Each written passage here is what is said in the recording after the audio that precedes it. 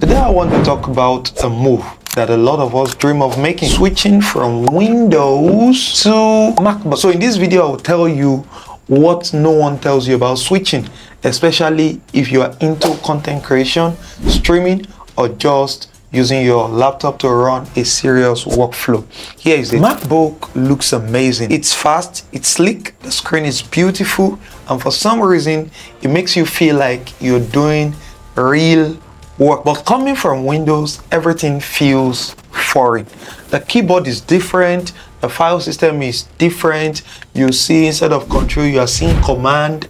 For some reasons, a lot of things just does not align with what you have on Windows. And for me as a streamer, using tools like vMix and OBS, I ran into walls I wasn't ready for from the first day.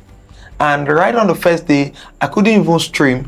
Why? Because vMix does not work on macOS. It's crazy. So the first night, I had to use the laptop I swept aside because I got a MacBook. Here's where it got rough. vMix does not work on Mac.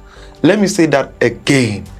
vMix is not supported on Mac OS. So I had to either dual boot or use parallel desktop or find alternative software like Ecamm, Live, or OBS, which doesn't feel the same. Sincerely, if you use vMix and you now want to use OBS for all the things you use vMix for, you know that the two of them, they are not friends. Like they do somehow the same thing, but you cannot get that flexibility you get with vMix on OBS.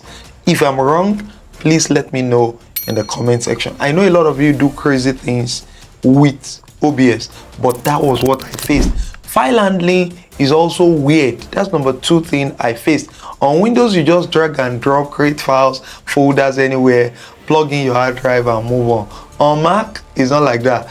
So my hard disk, I had to format it before I could copy things inside it. In fact, actually, I can copy things out, but I cannot copy things inside it. It had to be formatted. And don't even get me started on where the X file is. Like, you are searching for X file. What's actually the app, the software that runs on this system? Where is it exactly? You can't find it. Then third thing is that the Finder is not File Explorer. Okay, so I'm looking for File Explorer. You will not see it. You are seeing Finder. So Finder is the folder for everything. Like, you just mess up. You will miss right click, properties, sort by, and all that. Or sort by type, sort by. You will not find it on Mac. It takes time to adapt to how it works because those things actually exist, but you can't find it at a go. Now, window management is frustrating. No maximize button like on Windows. You will spend your first week just trying to figure out how to split your screen or get a full screen without hiding everything. Software compatibility.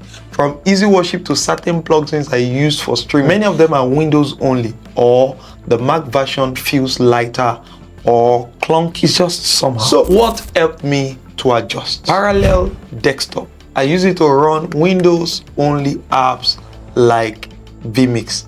Parallel desktop is not free, so also learning shortcut. Mac has its own set, and once you master them, your speed will return.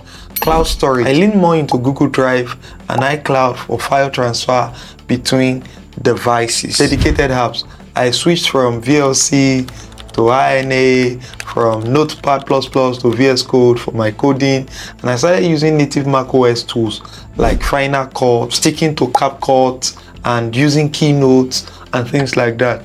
Sometimes it's frustrating, but then you have to adjust to the learning curve. The adjustment takes about 2 to 4 weeks if you're actually serious. For some of us who use system every day, then you can actually, in 2-3 weeks, you are good. So what I wish someone had told me before buying this. Now, here's the truth. MacBook is great. It is fast. It is good, but it is not magic. Don't switch just because it looks good. Now, you need to ask yourself some questions. Switch because you are ready to learn a new way of working. Just because you now have money to buy, it doesn't mean it is time. You need to ask, do the tools I rely on to work, will it work on Mac? Am I willing to relearn my workflow? Will I have to replace apps I already paid for on Windows? So yes, I love my MacBook now. It's amazing, but it wasn't love at first boot at all. If you're about to make the switch, I hope this video helps you to avoid the shock I went through. If you are using a Mac already, what was the hardest thing for you to adjust to? And if you're planning to buy a new one, what are you most worried about? Drop your thoughts in the comment section, and if you find this helpful, don't forget to like, subscribe, and share this video with someone who is just waiting to spend 1 million naira on a MacBook. Let's help them prepare or rethink it. I'll see you in the next one. May you excellent.